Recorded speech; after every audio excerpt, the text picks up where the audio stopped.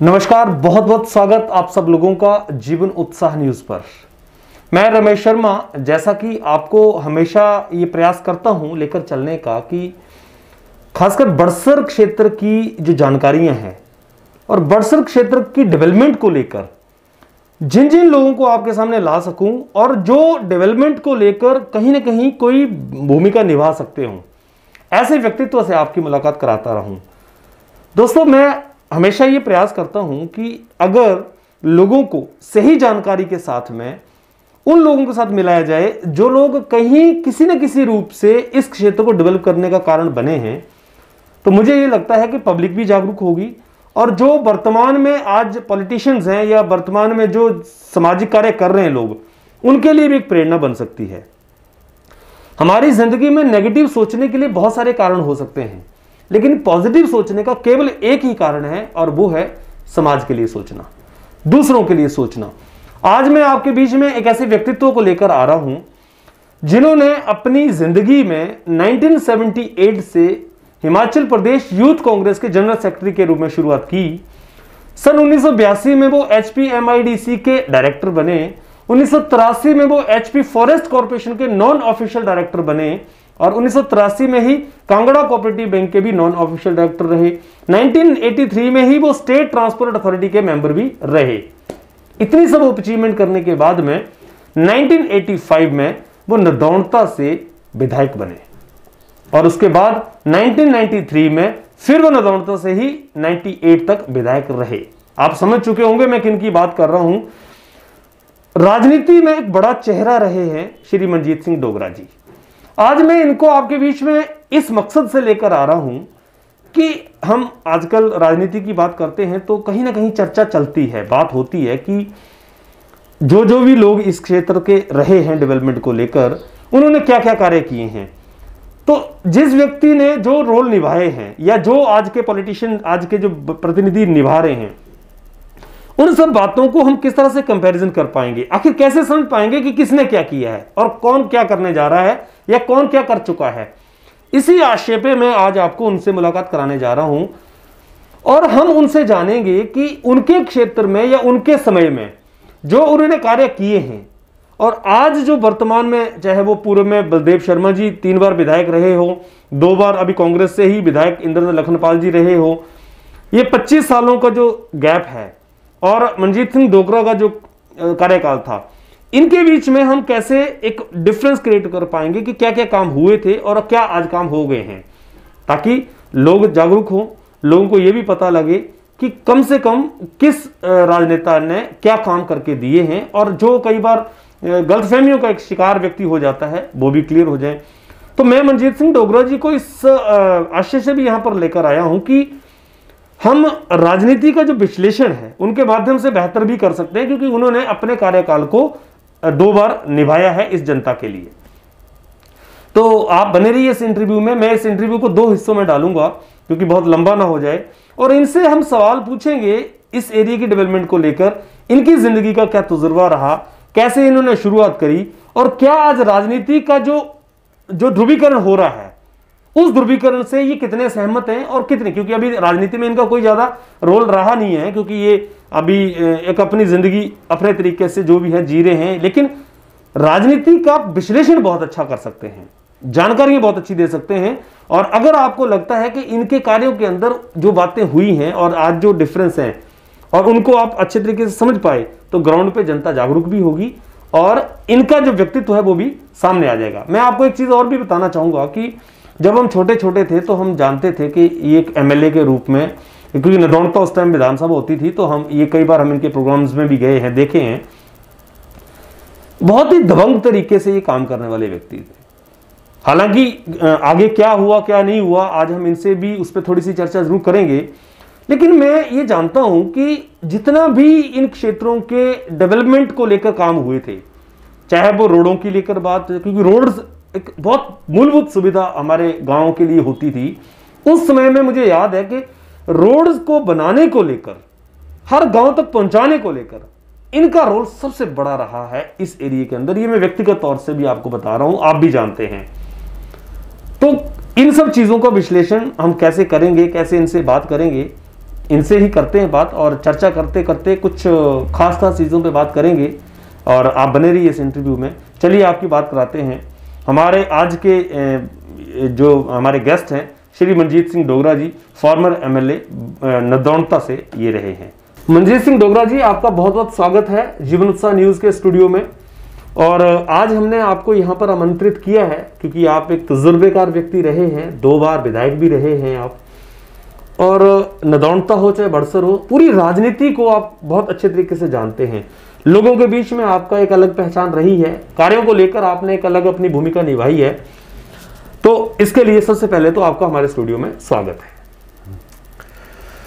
तो सबसे पहले तो रमेश जी आपका धन्यवाद करना है जी सर कि आपने मेरे जैसे छोटे आदमी को, गरीब आदमी को अपने स्टूडियो में बुलाया। नहीं, ऐसी कोई बात इसके लिए आपका बहुत बहुत धन्यवाद। शुक्रिया जी। साथ में आपके जीवन उत्साह का जो आपने ये चैनल चलाया है, इसके लिए आपका मैं इसलिए भी प्रशंसा करता हूँ आपकी हमेशा हर जगह, कि आपने एक ऐसा जरिया पकड़ा कि हर व्यक्ति की जो छोटे छोटे गांवों में जाकर के भी लोगों की समस्याओं का जो निवारण जो है आपने किया है। जो लोग, गरीब लोग जो अपनी बात अधिकारियों तक नहीं पहुंचा सकते हैं, पॉलिटिशियन तक नहीं पहुंचा सकते हैं, उन बातों को भी आपने इस जीवन उत्साह चैनल के माध्यम से जो है हाईलाइट किया है। इसके लिए आपका बहुत बहुत धन्यवाद। शुक्रिया सर, बहुत बहुत धन्यवाद। तो मनजीत जी, शुरू करते हैं आज की बात। आप जब विधायक बने, क्योंकि नदौनता के आप विधायक बने, 2 बार विधायक रहे आप, जब एक विधायक बने आप, तो क्या क्या चैलेंजेस आपके सामने खड़े हुए कि आपको, अब क्योंकि जब शुरुआत की बात थी तो उसके हिसाब से मैं बात कर रहा हूं, जिनको लेकर आपको सबसे पहले प्लान करना पड़ा?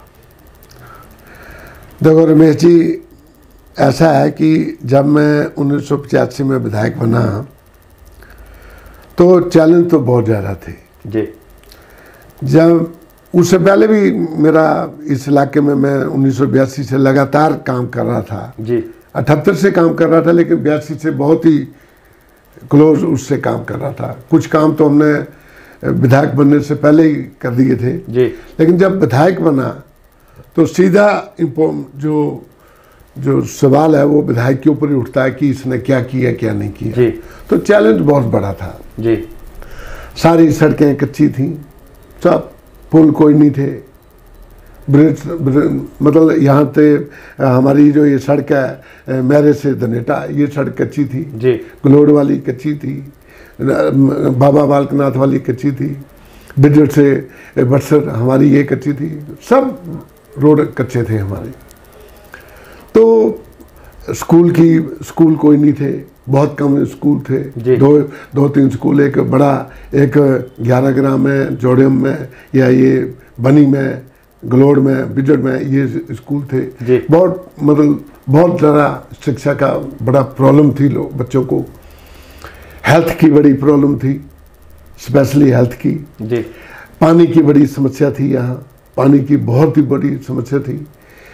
और हेल्थ, और ये 3-4 चीज़ें मेन है, हेल्थ है, पानी है, बिजली है, रोड है, ये शिक्षा है, यही सबसे बड़ी आम आदमी की आज समस्या है। और ये समस्या आज भी वही है, आज भी। तो मैंने टारगेट फिक्स किया कि सबसे पहले मैं रोड्स को प्रायोरिटी दूँ जी। रोड्स को प्रायोरिटी दी, उसके बाद पानी को प्रायोरिटी दी। उस पानी की प्रायोरिटी में मैं आपको बता सकता हूँ कि फिर हेल्थ के ऊपर दी जी। हेल्थ में सबसे पहले हमने कोशिश की कि जो बड़सर हमारा PSC है, इसको जो है CHC बनाया जाए, ये CHC बनाया गया जी। उसके बाद फिर जो है पानी का डिवीज़न हमीरपुर था जी। वो हमीरपुर से बड़सर लाया गया जी। फिर उसके बाद जो है जब स्कूलों की बात आई तो मैंने 3-4 स्कूल जो है वो 10+2 करवाए जी, जिसमें गलोड़ है, बनी है, बिजड़ है, रैली जर्री है, ये पहले उस पर लिए। उस टाइम बहुत कम देते थे तो 4 स्कूल जो है मैंने 90 उससे पहले करवाए जी।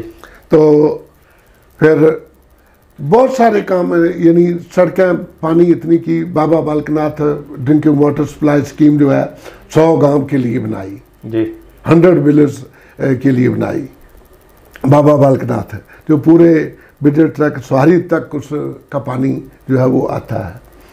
तो काम किए हमने, इस टाइप से प्रायोरिटी फिक्स की, तो बहुत सारे काम किए। फिर आपको बताएं कि जब मैं, ये तो मेरे विधायक के टाइम के, मैं आपको 90 से पहले के वो काम बता रहा हूँ। फिर हिम ऊर्जा का प्रोजेक्ट लाया मैं यहाँ जी, फिर उसके बाद फॉरेस्ट कॉर्पोरेशन का प्रोजेक्ट लाया, सब डिवीज़न ACF रैंक का अधिकारी यहाँ बैठता था जी, तो उससे फॉरेस्ट के जो लैसे हैं उनको इधर उधर हमीरपुर जाना पड़ता था, पानी के नल के लिए हमीरपुर जाना पड़ता था, समस्याएं बहुत थी जी, तो इनका मैंने इस ढंग से निवारण किया कि सड़कों के ऊपर प्रायोरिटी फिक्स की, पानी के ऊपर फिक्स की, और उससे फिर आपको मैं ये बताना चाहूँगा, ये तो मैंने तब किए जब मैं MLA नहीं था जी, उस टाइम पर हमने SDM का ऑफिस ले लिया जी, अनंत शर्मा जो थे हमारे यूथ कांग्रेस के प्रेसिडेंट थे जी, ये बात मेरी जरूर बताना चाहूँगा जी, कि he was president of youth Congress जी, स्टेट के, मैं उनका जनरल सेक्रेटरी था।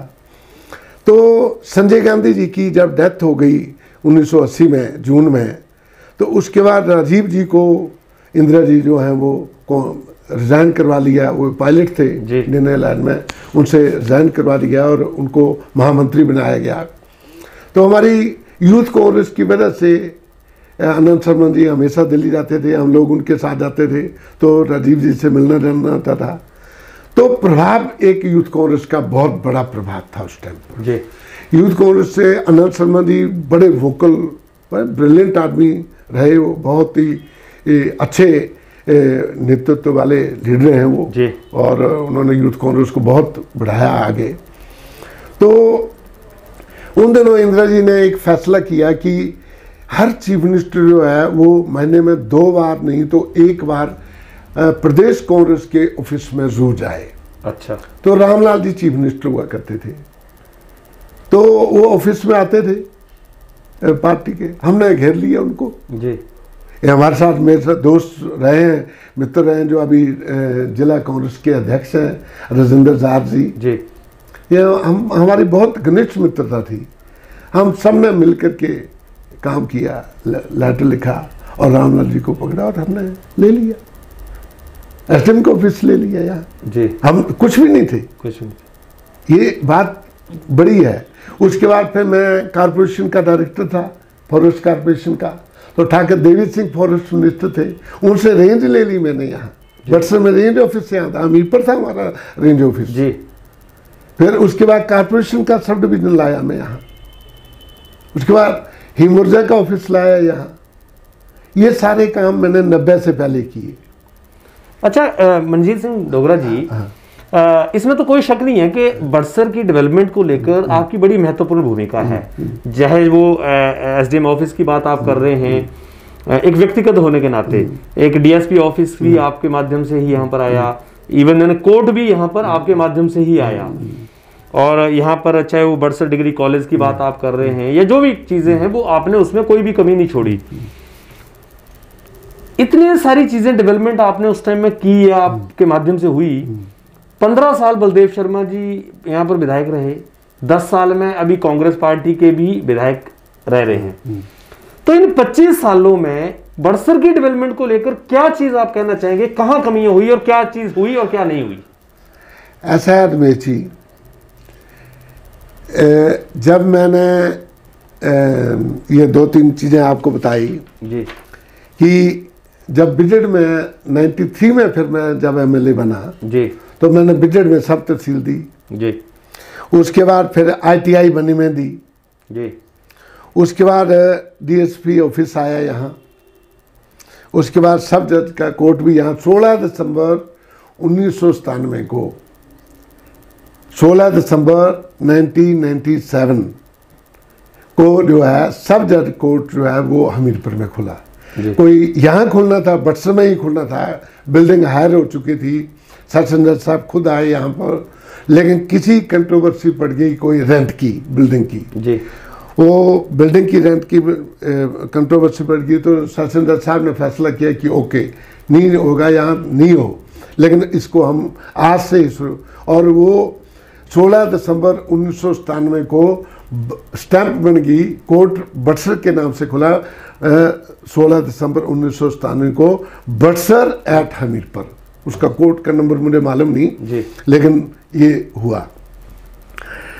तो उसके बाद ये सारी चीज़ें मैंने की। डिग्री कॉलेज तो मैंने 16 दिसंबर 2006 को राजा साहब का प्रोग्राम रखा यहाँ बिहार में, बहुत बड़ा हेलीपैड बनाया, पूरी खट को चैनलाइज कर दिया। कोई मैंने ठेकेदारों को पैसे नहीं दिए दिलवाए, पूरी बटसर की मशीनरी, बटसर डिवीज़न की, चाहे वो भोरन में है, चाहे वो धनेटा में है, चाहे कहीं भी है, उसको सबको इकट्ठा करके बिहार में लगाया। पूरी खट को बहुत ही सुंदर जो है हेलीपैड बनाया। लोग इधर उधर के रात को देखने आते थे कि यहाँ क्या हो रहा है। ये काम किया। तो ये सारे काम तो मैंने किए। अब आपने प्रश्न किया कि इन्होंने 15 साल में क्या किया या इन्होंने क्या किया। मैं इसके ऊपर किसी के ऊपर दोषारोपण नहीं करना चाहूँगा जी। ना ही किसी को। हम यहाँ स्टूडियो में बैठे हैं तो किसी की टिप्पा टिप्पणी के लिए नहीं हम आए हैं जी। मैं उन्होंने काम किए कैसे किए वो जाने, और यहाँ की पब्लिक जानती है कि उन्होंने 15 साल में कौन सा माइलस्टोन सेट किया जी। दूसरे हैं हमारे अभी हमारे माननीय जो इस वक्त विधायक हैं जी। उन्होंने क्या किया, उन्होंने अपनी सोच के मुताबिक किया, मैंने अपनी सोच के मुताबिक किया। बस इतना है कि ये लोगों का मेरा एक दुर्भाग्य रहा कि जो मैंने आपको चीज़ें बताई करके, काश अगर कहीं मुझे एक आधी टर्म रेगुलर टर्म मुझे नहीं मिली, अगर कंटिन्यूटी में मेरे को कहीं मिलती तो रमेश जी मैं दावे से कह सकता हूँ कि शायद हमीरपुर डिस्ट्रिक्ट में जो बटसर सेगमेंट है इस वक्त, इसके गांवों में भी गलियों में भी चक्के लगे होते और वो भी ऐसे लगे होते कि जो लोग याद रखते। जी मंजीत जी, यहाँ पर मेरे दिमाग में एक प्रश्न आया है। आपकी बातों से आपने डेवलपमेंट को लेकर कोई कमी नहीं छोड़ी, लोगों ने भी आपको प्यार काफी दिया, आप 2 बार बने भी। ऐसा फिर क्या कारण रहा, आपको क्या कमी लगती है, क्या वजह लगती है जिसकी वजह से आपका राजनीतिक करियर जो है वो उसके ऊपर स्टॉप लग गया? ये बड़ा कंट्रोवर्शियल प्रश्न है, मैं चाहूंगा कि आप इसको उत्तर दें। नहीं, बड़ा कंट्रोवर्शियल प्रश्न है, अच्छा नहीं लगेगा बोलना। ऐसा हुआ रमेश जी कि उस टाइम के जो प्रधान थे, हमारे ग्राम पंचायतों के प्रधान थे, वो इतने अच्छे लोग होते थे, इतने अच्छे लोग थे कि मैं आपको उनका बयान नहीं कर सकता। बहुत सारे लोग उनमें से रहे नहीं जी। जो लोग किसी की पहचान कर सकते हैं, जो असली हीरे की पहचान तो जौहरी करता है ना जी। वो जौहरी अभी नहीं रहे, वो लोग अभी नहीं रहे। अब जो है वो परिस्थितियाँ बदल गई हैं। मैं आपको बताऊं कि एक पंचायत, 3 पंचायतें मेरे पास हैं कि जब मैं 85 में MLA बना तो बनी पंचायत होती थी, बहुत बड़ी पंचायत जी, उसकी मैंने 4 पंचायतें कर दी। एक ही पंचायत को I divided 1 panchayat into 4 panchayat, बनी, दबड़ियाना, कनो और टिक्कर राजपूता जी। ज्योली हमारी जोड़ियम पंचायत होती थी, मैंने अपनी पंचायत बनाई, उसकी 3 कर दी, जोड़ियम, ज्योली देवी और करसाई। इस तरीके से मैंने इतनी पंचायतें बनाई कि 28 से 48 पंचायतें मैंने की जी। उसके बाद 15 और 8 23 साल, 23 साल में कोई पंचायत नहीं बनी। अभी जो इलेक्शन हुए इसमें 3-4 पंचायतें जो हैं वो आ गई। तो मैंने काम किए, लेकिन मेरे ऊपर कोई ऐसा धब्बा लगा दिया गया। आपका चैनल है, आप पुलिस स्टेशन बटसर में है हमारा जी, आप पता कर सकते हैं कि मेरे खिलाफ कोई FIR है, कोई रिपोर्ट मेरे खिलाफ है, कोई केस मेरे खिलाफ है, लेकिन 98 में मेरे खिलाफ एक ऐसा षड्यंत्र, पॉलिटिकल राजनीतिक षड्यंत्र रचा गया कि शराब जीप में डलवा करके, झंडा कांग्रेस का निकाल करके, और रातों रात जो है वो मटौर में जा करके, कांडा में, दिव्य हिमाचल में फर्स्ट पेज के ऊपर डाल दिया गया। The last day of publicity जो होता है, 28-24 को शायद वोट, 26 को वोटर थी, और 25 तारीख को जो है वो 24 को उसमें डाल दिया गया, फरवरी में, एक दिन पहले जी। और ये कहा कि डोगरा तो अंदर है, उसको वोट क्यों डालनी है, उसकी तो शराब पकड़ी गई। और इतना उसमें मैं जीत रहा था, मैं इतना चुनाव जीत रहा था कि कम से कम 8,000 वोटों से मैं चुनाव का आंकलन था मेरा जी, कि मैं जीत रहा था, लेकिन मुझे 4200 वोटों से हरा दिया। तो आपको क्या लगता है कि वो जो शराब का इशू हुआ था, क्या वो एक कारण बना आपकी करियर को? बहुत ज्यादा उसी ने तो जो इतना कुप्रचार मेरे खिलाफ किया कि गांव में झूठ बोल दिए गए कि जी मनजीत सिंह डोगरा फलाने गांव में आपको, इस गांव को गाली दे रहा था।